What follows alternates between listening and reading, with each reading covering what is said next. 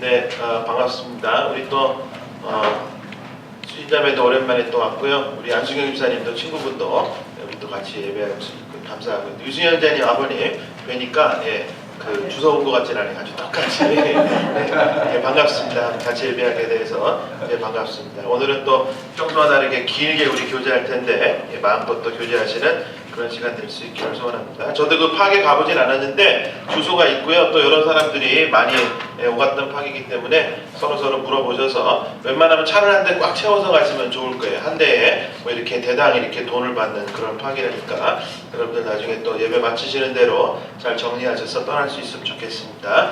잠시 우리 말씀 나누고 우리 하나님 말씀 같이 나눕니다. 오늘 본문 말씀 요한복음 6장 26절 27절 우리 두 절 말씀 우리 같이 요한복음 6장 26절과 27절 말씀 우리 한 목소리로 같이 읽습니다. 시작. 예수께서 그들에게 대답하셨다. 내가 진정으로 너희에게 말한다. 너희가 나를 찾는 것은 표징을 보았기 때문이 아니라 빵을 먹고 배가 불렀기 때문이다. 너희는 썩어 없어질 양식을 얻으려고 일하지 말고 영생에 이르도록 남아있을 양식을 얻으려고 일하여라. 이 양식은 인자가 너희에게 줄 것이다. 아버지 하나님께서 인자를 인정하셨기 때문이다. 아멘. 제가 뭐 경영학에 대해 잘 알지 못합니다. 그렇지만 상식선에서 얘기하자면 경영학에서 이야기하는 성공은 언제나 숫자로 증명이 됩니다. 맞습니까? 숫자가 얼마나 증가했는가. 예를 들어 회사가 성장했다라고 얘기하면 회사가 건강하다라는 그런 이야기는 매출의 증가, 맞아요? 그래서 뭐 전년도 대비해서 몇 프로가 증가했는가 이런 것들이 그 회사의 성공과 실패를 말해준다는 것입니다. 이것이 바로 일반 경영학에서 이야기하는 성공, 증가의 원리, 이것이 바로 성공의 척도를 말해주는 것이다. 그래서 다른 이유들로 회사의 성공을 말하지 않습니다. 예를 들면 전년도에 비해서 회사의 매출이 30-40% 떨어졌는데 그럼에도 불구하고 그 직원들이 참 사람들이 좋다, 뭐 직원들이 서로 섬긴다, 직원들이 애통하는 마음이 있다, 이런 걸 가지고 뭐 그 회사가 삼성이니 LG니 뭐 애플이니 이런 회사들이 건강하다라고 이야기하지 않는다라는 것입니다. 여러분 그런 면에서 본다면 교회는 어떻습니까? 교회, 경영학의 원리를 대입시키는 것이 교회입니까? 교회는 건강한 교회가 되려면 이 경영학의 원리, 즉 얘기하는 숫자로 증명하면 안 된다라는 것을 한번 생각해 볼 수 있어야 됩니다. 그렇기 때문에 수만 명이 모여도 건강하지 않을 수 있는 교회가 있을 수 있고 단 한 사람이 예배하는 교회라도 건강한 교회가 될 수 있는 찬스가 있습니다. 그런 면에서 경영학이 아닌 교회는 성경의 원리를 따라야 합니다. 맞아요? 여러분 이 말을 오해하면 안 되는데 성경에는 하나님의 말씀 또 주님의 입술을 통하여서 하나님의 마음에 합한 교회들에는 그 믿는 사람들의 숫자를 더해 주신다라고 약속했습니다. 우리가 분명히 기억하고 있는데 어떤 사람들의 숫자를 더해 주시는가? 바로 구원받는 사람의 수를 더해 주겠다라고 성경이 약속하고 있다는 거예요. 그러니까 교회 성장이 중요한 요소이긴 하지만 그 교회 성장이 교회의 목적이 될 수는 없다라는 거예요. 맞아요? 그래서 교인들이 증가한다는 것은 하나님이 원하시는 대로 잘 순종해서 나갈 때에 하나님께서 허락하시는 어떤 그 축복의 결과물이지 그 교회 성장 자체를 목적으로 교회가 존재할 수는 없다라는 사실입니다. 그런 면에서 보면 이 시대를 이렇게 살고 있는 우리의 또 모든 교회들 대부분 또 목회자 저를 비롯한 성도들이 사실은 하나님 앞에 정말로 회개하는 마음으로 돌아섬이 필요한 시대에 우리가 살고 있다고 생각합니다. 왜냐하면 그 누구나 예외 없이 그래 하나님의 마음이 합한 교회 돼야지라고 얘기하지만 그렇지만 바람라인 맨 끝에 가서 얘기하는 항상 그래도 성장해야 된다라는 그 마음이 없는 사람은 아무도 없기 때문입니다. 하지만 이 아침에 우리가 말씀을 나누면서 정말 교회의 존재 목적이 무엇인가 생각할 때에 존재 목적은 성장이 아니다라는 그 사실에 다시 한번 초점을 할 수 있기를 바랍니다. 그래서 그것을 제대로 알려면 주님께서 이 땅에 오셔서 하신 사역을 눈여겨 보아야 합니다.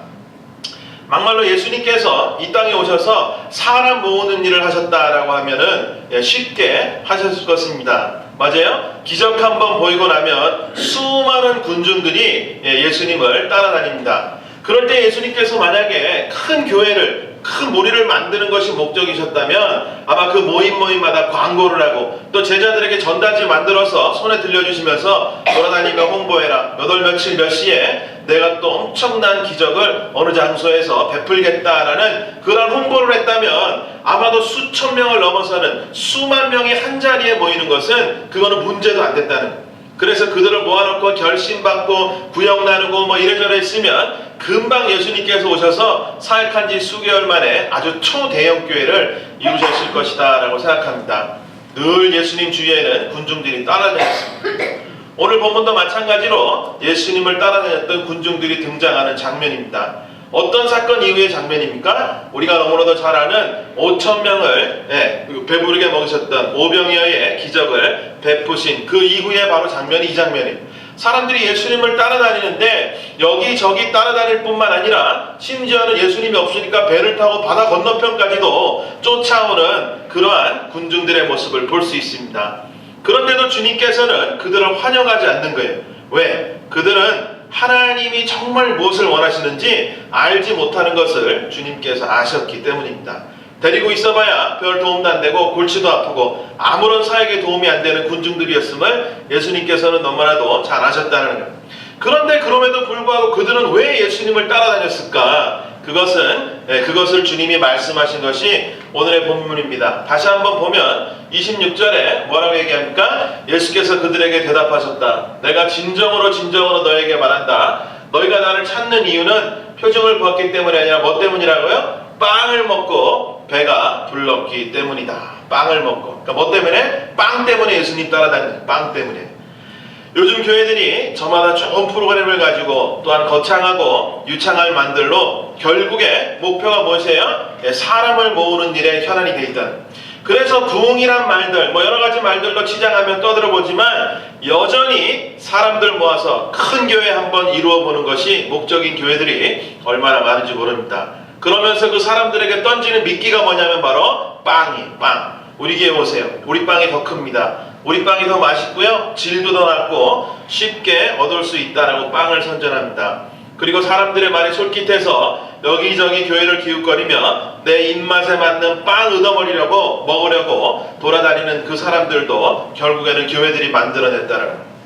여러분 어떤 면에서는 빵이 우리의 축복일 수 있습니다. 그렇지만 우리의 축복으로 포장되어서는 안 됩니다. 신유다, 치유다, 성령운동이다 여러 가지 말들을 해보지만 여전히 목적은 빵으로 그들을 꼬셔서 큰 무리 한번 되어보겠다라는 욕심이 그들 안에 있다면 우리는 하나님 앞에 철저히 엎드려 회개함이 필요하다라는 사실을 다시 한번 생각해 보아야겠습니다.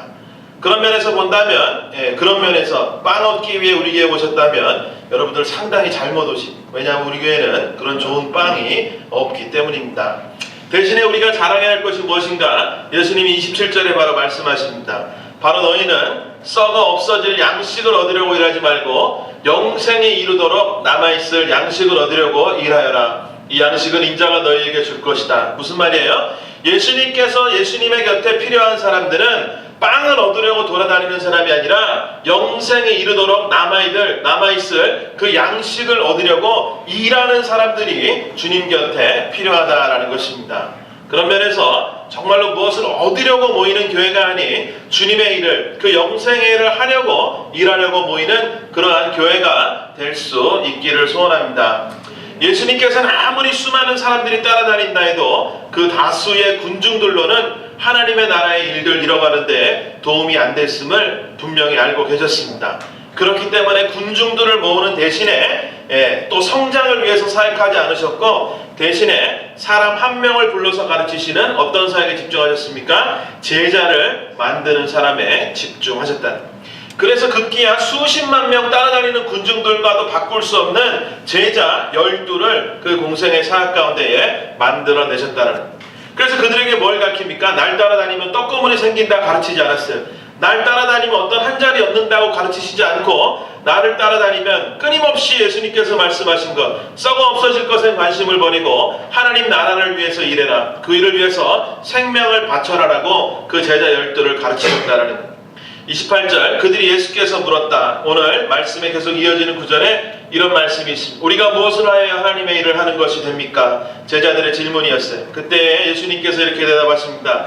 하나님께서 보내신 일을 믿는 것이 곧 하나님의 일이다. 뭐예요? 쭉 정리를 해보면 하나님의 나라를 증거하는 일, 예수 그리스도의 십자가와 부활을 증거하는 일, 그 일을 하도록 제자들을 부르셨고 이제 제자들을 통해서 그 일을 하시기를 원하시는 것, 이것이 군중을 모으는 것보다 가장 앞서는 일이라는 것을 주님께서 우리에게 말씀하고 계신다는 것입니다. 주님께서 우리에게 분부한 것이 무엇입니까? 바로 제자를 삼아라. 따라해 봅시다. 제자를 삼아라. 네, 제자를 삼아라. 너희도 나와 같이 사람을 모아 어떻게든지 모임을 성장시키라고 명령하신 적이 없다는 거예요. 그래서 가까운 곳에서부터 예루살렘과 온 유대와 사마리아와 땅끝까지 먼 곳까지 가면서 나의 증인이 되어달라. 그리고 나서 아버지와 아들과 성령의 이름으로 칭례를 주고 제자를 삼아라라고 주님께서 우리에게 분부하셨다라는 것입니다.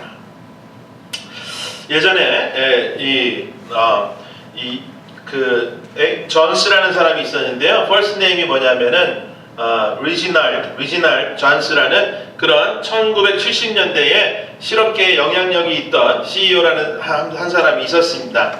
근데 이 사람은 어떤 회사의 CEO를 하면서 8년간을 그 회사의 CEO로 돼 있었는데 그 중에 1년을 제외하고 나머지 7년에 했던 일이 뭐냐면 자신의 이후에 그 회사를 맡을 CEO를 준비시키는 이러한 일을 했던 사람입니다. 그래서 자기가 CEO가 되고 바로 다음 해에 96명의 후계자 그 명단을 가지고 후계자 선정 작업을 벌이는 거예요. 근데 이 96명이 전부 다 자기 회사 출신 내부인들로부터 96명을 골랐다고 합니다. 그리고 나서 드디어 은퇴할 때가 되어서 그 후보자 96명 중에서 한 명의 사람을 골라가지고 그 사람의 자기의 CEO 자리를 물려준 거예요. 그래서 그 물려받은 사람의 이름이 잭 웰치라는 사람입니다. 그리고 그가 CEO로 재직했던 잭 웰치라는 사람이 20년 동안에 그 자리를 물려받아서 이제 웰치는 이미 대기업이었던 GE, 제네럴 일렉트릭이라는 그 회사를 몇 프로를 성장시키셨는지 알아? 이 사람이 잭 웰치인데 물려받은 이후에 20년 동안 무려 4000%, 40배나 그 회사를 성장시킨 전설적인 CEO가 되었다고 합니다. 별로 안 놀라시는데요. 4000%, 40배. 회사가 50%만 매출이 늘어도 대단하다 얘기하는데 40배나 그렇게 엄청난 성장을 보였던 그 CEO가 바로 이 사람. 그래서 이 GE라는 회사가 오늘날에 이렇게 든든하게 설 수 있기까지에는 그 7년간의 세월을 정말로 후계자 한 사람을 세우는 일에 집중했던 그 존스라는 그 전임 CEO의 노력이 절대적이라는 사실을 한 번 더 알 수 있습니다. 무엇을 알 수 있습니까? 한 사람이 소중하다. 한 사람이 중요하다. 우리가 제자를 만드는 일이 교회 성장하는 것보다 중요합니까? 안 중요합니까? 훨씬 더 중요하다. 왜? 이것은 제 얘기가 아니라 주님께서도 그렇게 사역하셨기 때문입니다. 그러므로 우리가 오늘 마음속에 새길 때에 정말 그렇구나. 우리가 하나님께서 가장 기뻐하시는 일은 한 사람을 구원시켜 제자로 만드는 그 일을 위해서 내가 부름받았구나. 또 우리 교회가 부름받았구나라는 그 사실에 다시 한번 하나님 앞에 마음으로 나아갈 수 있기를 소원합니다. 또한 우리 유명한 경제학의 법칙 중에요. 파레토의 법칙이라는 것을 들어보셨습니까? 파레토 법칙. 이것은 약 100년 전 이탈리아의 어떠한 경제학자 빌프레도 파레토라는 사람이 개발한 것인데요. 발견한 것. 80-20 법칙이라고도 합니다. 들어보셨습니까? 80대 20의 법칙. 뭐냐면 어떤 일에서든지 노력하고 투입량 원인의 20%가 그 결과의 80%를 이루어낸다라는 법칙입니다. 구체적으로 얘기하면 예를 들어 백화점의 20%의 고객이 그 백화점 전체의 80%의 매출을 올린다라는, 그리고 통화한 사람 중에 20%의 통화시간이 총 통화시간의 80%를 차지한다. 그리고 즐겨 입는 옷의 80%는 옷장에 걸린 옷의 20%에 불과하다라는, 20%의 운전자가 전체 교통 위반을 하는 것이 80%를 차지한다라는, 이 밖에도 너무나 많이 있습니다. 두뇌의 20%가 문제의 80%를 푼다든지, 인터넷 유저의 20%가 80%의 양질의 정보를 생산한다라는 이 경제학의 중요한 법칙이 있다는. 여러분, 이런 법칙을 교회에도 적용할 수 있습니까? 제가 선배 목사님들 또 친구 목사님들로부터 이런 조언을 많이 받았어요. 경제학, 이 파레토의 법칙이 교회 안에도 존재한다는 거예요. 그러니까 저를 위로하면서 실망하지 마라. 왜 그러냐면 교회가 100명이 모여도 일하는 사람은 몇 명이라고요? 20명이 일하고 80명은 일 안 한다는 거예요. 그래서 그 20명이 이래서는 안 되겠다. 우리 따로 개척하자. 20명이 또 나오면요. 그 중에 몇 명이래요? 4명은 일하고 16명은 또 일 안 한다는 거예요. 그래서 언제든지 이 법칙이 존재한다라고 얘기하지만 과연 이 법칙을 받아들여야겠는가? 저는 절대로 그럴 수 없다라는 거예요. 여러분 사람 모아놓고 나면 그 중에 쓸만한 사람이 있는 법이라는 이야기들을 많이 들었을 때 어떤 반응을 보이시겠냐 그거예요. 저는 그렇게 믿지 않습니다. 그래서 나머지 80%는 그냥 놔둬라. 어차피 그런 것이다 라는 것이 아니라 정말로 교회는 결코 경영학이나 경제학의 법칙으로 운영되어서는 안 된다. 어떤 법칙? 하나님의 법칙, 성경의 원리대로 지어져 가야 한다. 그래서 중요한 것이 한 사람을 키우는 사역, 그것을 누가 한다고요? 20%의 사람만 감당하는 것이 아니라 저 혼자 또 리더들이 감당하는 것이 아니라 여기 모인 저와 여러분 모두가 우리가 모든 사람들이 이 일을 감당하는 그 일로 하나님 앞에 나아가는 것, 이것이 바로 성경의 원리요 주님께서 하신 방법인 줄 믿으시기 바랍니다. 오늘날에 수십억의 인구가 예수를 믿고 천국을 허락받았습니다. 수많은 따라다녔던 군중들로부터 그런 일들이 일어난 것이 아닙니다. 시작은 바로 예수님께서 목숨을 걸고 가르쳤던 그 12로부터 시작했음을 알 수 있습니다. 그들이 성령을 받고 제자를 삼음으로 나가는 발걸음을 옮기는 그 순종의 순간에 이 엄청난 사역이 시작이 되었다는. 그럼 이제 누구 몫입니까? 바로 저와 여러분의 몫이 되었다는. 여기 모인 사람들 중에 20%의 몫이 아니라 바로 예수님을 믿고 구원받은 천국을 허락받은 저와 여러분 모두의 몫인 줄 믿으시기 바랍니다. 그래서 성경의 원리는 두 사람에서 세 사람이 되고 세 사람에서 네 사람이 되는 그런 증가의 원칙이 아니라요 배가의 원칙이 적용이 됩니다. 다시 얘기하면 오늘 제목에서와 같이 더하기가 아니라 곱하기의 원칙이 사실은 성경의 원칙. 사실 이것이 목적이 되어서는 안 된다고 그랬지만 어쨌거나 이거 성경의 원리가 되어집니다. 하나에서 둘이 되고 둘에서 넷이 되고 넷에서 여덟이 되고 여덟에서 16이 되는 것, 이것이 주님께서 우리에게 가르치시며 따라 행하라는 모범으로 보이신 배가의 법칙이 된다는 것. 여러분 이 시대에는 하나님은 헌신된 한 교회를 찾으십니다. 그리고 예외 없이 헌신된 순종하는 한 사람을 찾으십니다. 이 한 사람이 그저 빵이나 얻어먹으려고, 즉 다시 얘기해서 내 소원이나 이루어보려고 그렇게 노력하는 주님이 필요한 자들을 찾으시는 것이 결코 아니라는 겁니다. 여러분 제가 마지막으로 한번 묻습니다. 주님을 위해 헌신하시겠습니까? 네. 대답이 좀 그런데 제 기대와는 좀 굉장히 다르네요.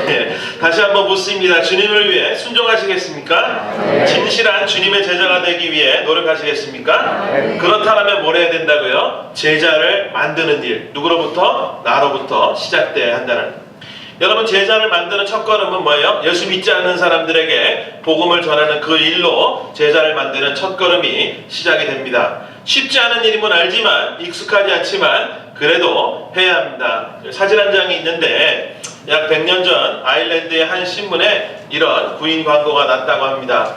잘 보면요 영어로 되어 있지만 한국말로 그저 해석해보면 이제 몇 명 젊은이를 뽑는 광고예요. 그래서 사람을 모집합니다. 아주 위험한 일이고요, 보수는 거의 없고 아주 춥고 어둠이 있는 곳, 그리고 항상 위험이 도사리고 있는 데인데, 그리고 또 하나 엄청난 이 광고 문구 중에 하나는 안전하게 혹은 살아 돌아온다는 보장이 없는 그러한 직업이라는 거예요. 하지만 성공하게 되면 약간의 이렇게 어깨가 으쓱할 만한 그런 존경을 받게 된다라는 이 광고를 했습니다. 여러분 같으면 이 광고 보고 여기 가겠습니까? 절대로 가지 않을 거예요. 편한 자리, 돈 많이 주는 자리, 뭐 이렇게 내가 조금이라고도 많이 받는 이런 자리를 찾지, 사서 고생하는 이 자리를 누가 가겠냐는 거예요. 그렇지만 젊은이 몇 명을 뽑는 이 광고를 보고 수백 명의 젊은이들이 몰려들었다고 합니다. 이 광고를 낸 사람은 유명한 아일랜드의 남극 탐험가였던 얼네스트 샤켈턴이라는 그런 사람이 실제로 낸 신문의 광고, 다시 얘기하면 남극 탐험을 위한 그런 광고였다라고 합니다.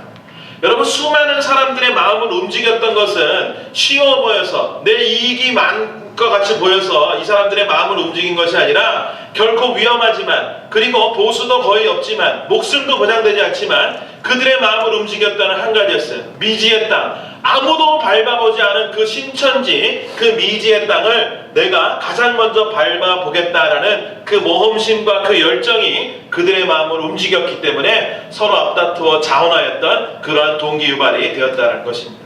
무슨 말이에요? 사람들이 가치 있는 일이라면 내가 수입이 없다 할지라도, 내 안전에 위험이 생긴다 할지라도, 저도 여러분도 마찬가지입니다. 그 일에 우리는 기꺼이 뛰어들고 만다라는, 주님께서 우리에게 사명을 맡겨주신 것이 예수 믿고 한참 지난 다음에 아니에요.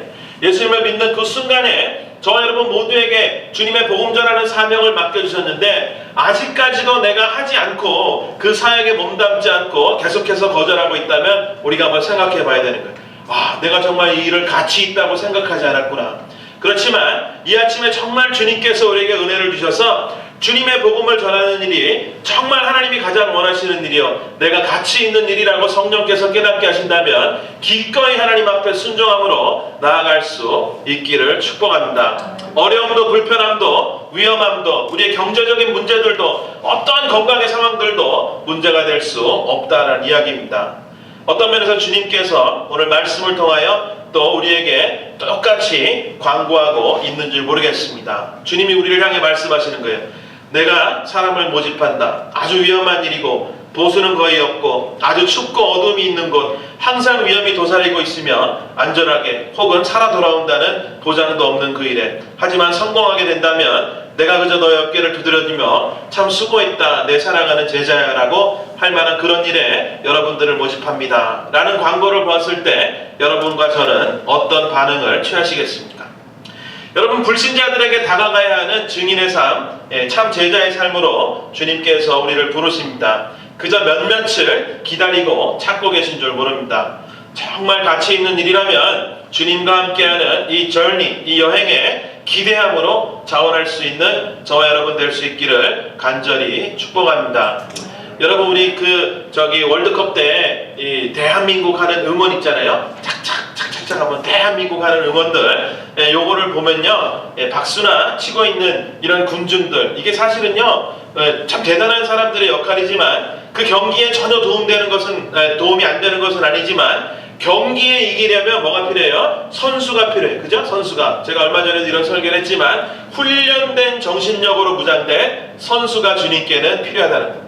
여러분, 관중들은 그저 잘하면 박수치고 웃고 칭찬해주지만 실수 한 번 하면 뭐라 그래요? 골키퍼가 지난번에 브라질하고 할 때도 어설픈, 저도 축구 보면서요 이런 말 해도 되는지 모르지만 저 병신 이렇게 욕을 하는 거야. 한 번 실수하면 욕을 하고 막 내가 해도 저보다 잘하겠다 막 온갖 비난을 저지르는 게 누가 하는 일이에요? 관중들이 하는 일. 그렇지만 그 뛰는 선수들은 실수한다 그래도 서로를 비난하지 않습니다. 서로를 격려하며, 지고 있더라도 서로를 다독이며 비난하지 않고, 설사 졌더라도 서로를 때리지 않는 것, 그것이 바로 선수입니다. 여러분, 오늘날 교회에 분열이 있고 싸움이 있습니까? 선수들은 없고 관중만 있기 때문에 교회에 싸움이 있다는. 그렇지만 우리가 모두 주님께서 부르신 그 선수들로 복음의 전선에 뛰어들 때에는 우리의 작은 실수도, 아픔들도, 때때로는 엄청나게 큰 패배를 했다 할지라도 결코 서로를 찌르거나 상처를 주지 않는다라는 이야기입니다. 여러분, 제자입니까? 그렇다면 제자를 삼아야 합니다. 예외 없습니다. 군중이 없는 교회, 모두가 선수인 교회가 바로 우리 크로스포인트 교회가 될 수 있기를 축복합니다. 그때 어떤 역사가 일어납니까? 교회의 문이 하나에서 여러 개로 바뀌는 역사가 일어납니다. 무슨 문이에요? 무슨 얘기냐면 이 문을 열고 들어오는 교회의 문이 한 개로 그치는 것이 아니라 제자로 헌신된, 제자를 만들기로 헌신된 저와 여러분이 있는 우리의 삶의 그 자리가 바로 교회로 들어오는, 예수님께로 들어오는 그 문이 되어진다라는 것. 엄청난 축복이 아닐 수 없습니다. 정말 하나님 앞에 기도할 때 그렇습니다. 주님, 나를 예수 그리스도를 만나는 그 교회의 문으로, 주님의 그 세상을 여는 그 문으로 사용하여 주시니 감사합니다라는 이 감사로 나아갈 수 있기를 축복합니다. 이런 교회로 더 건강히 지어져 갈 줄 믿습니다. 하나님은 우리로 부르시지 않고 나로 부르십니다. 그리고 너 한 사람을 부르고 계신 것입니다. 그래서 썩어질 양식을 위해 쫓던 그 모든 소원과 욕심을 과감하게 버리고 복음을 위해, 그것을 전하기 위해 모든 것을 거는 참 제자로 든든히 서시는 저 여러분 모두가 되시기를 주의 이름으로 간절히 축원합니다. 우리 같이 한번 기도하겠습니다.